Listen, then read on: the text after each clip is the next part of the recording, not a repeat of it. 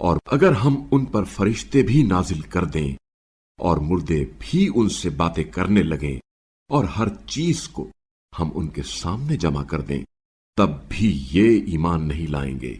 مگر اللہ چاہے تو اور بات ہے، لیکن ان میں سے اکثر لوگ جہالت میں ہیں۔ اور اسی طرح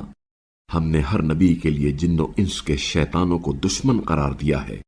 جو ایک دوسرے کو فریب کے طور پر ملمہ آمیز باتوں کا وسوسہ ڈالتے ہیں۔ اور اگر آپ صلی اللہ علیہ وآلہ وسلم کا رب چاہتا تو یہ ایسا نہ کر سکتے، بس انہیں بہتان تراشی میں چھوڑ دیں۔ اور شیاطین وسوسہ ڈالتے ہیں تاکہ جو آخرت پر ایمان نہیں رکھتے ان کے دل ملمہ آمیز باتوں کی طرف مائل رہیں اور وہ اس سے راضی رہیں،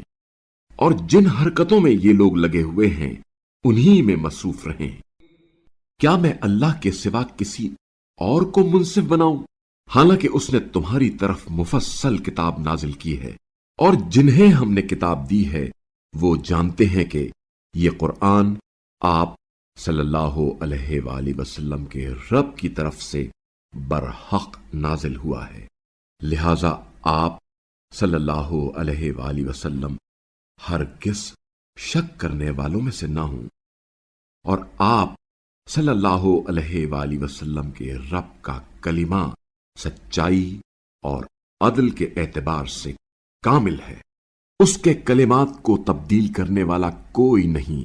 اور وہ خوب سننے والا جاننے والا ہے۔ اور اگر آپ صلی اللہ علیہ وآلہ وسلم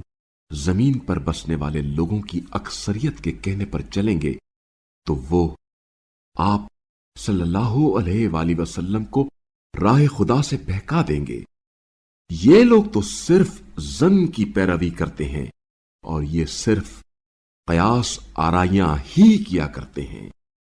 بے شک آپ صلی اللہ علیہ وآلہ وسلم کا رب خوب جانتا ہے کہ کون اس کے راستے سے بھٹک جائے گا، اور ہدایت پانے والوں سے بھی وہ خوب آگاہ ہے۔ لہذا اگر تم اللہ کی نشانیوں پر ایمان رکھتے ہو تو وہ ذبیحہ کھاؤ جس پر اللہ کا نام لیا گیا ہو۔ اور کیا وجہ ہے کہ تم وہ ذبیحہ نہیں کھاتے جس پر اللہ کا نام لیا گیا ہو، حالانکہ اللہ نے جن چیزوں کو اضطراری حالت کے سوا تم پر حرام قرار دیا ہے ان کی تفصیل اس نے تمہیں بتا دی ہے، اور بے شک اکثر لوگ اپنی خواہشات کی بنا پر نادانی میں گمراہ کرتے ہیں۔ آپ صلی اللہ علیہ وآلہ وسلم کا رب حد سے تجاوز کرنے والوں کو یقیناً خوب جانتا ہے، اور تم ظاہری اور پوشیدہ گناہوں کو ترک کر دو۔ جو لوگ گناہ کا ارتکاب کرتے ہیں بے شک وہ عنقریب اپنے کیے کی سزا پائیں گے۔